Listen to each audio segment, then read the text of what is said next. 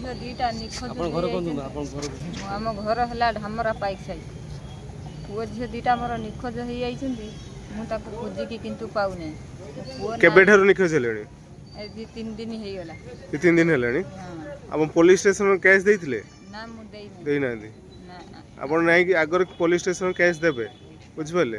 तापर आपण husband अछंती husband medical admission अछि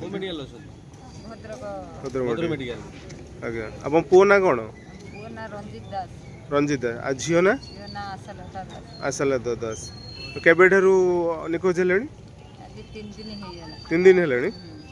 अच्छा आपण पाउ नांदी ना आपण स्टेशन भद्रक स्टेशन आसी खोजु जोन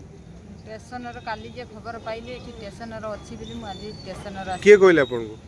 मु लोकेशन रो देखि ओ लोकेशन रे माने ये व्हाट्सएप रो छाडी छी जे स्टेशन रो अछंदी बिली अच्छा अच्छा मु सेउटु जानि कि मु सेउटु स्टेशन को आसी स्टेशन रो आसी पचा लाडू लोक कहले हां काली एठी भाई भणी दी जण बसथिन आज मु ताको खोजु छी किंतु पाउना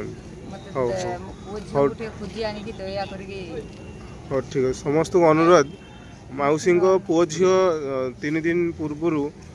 हजि जाइछन्ति निखोज हो जाइछन्ति समस्त को अनुरोध जदि कई दयावान व्यक्ति मौसी पुओ झील को जदि फेरे दियंती चिन्हट करती ताले मौसी को पुओ झील मिल जाए फेरबे माँ को पाखु संतान 2 जन फेरबे से खुशी हे मौसी भी बहुत अनुरोध कि वीडियो शेयर करंतु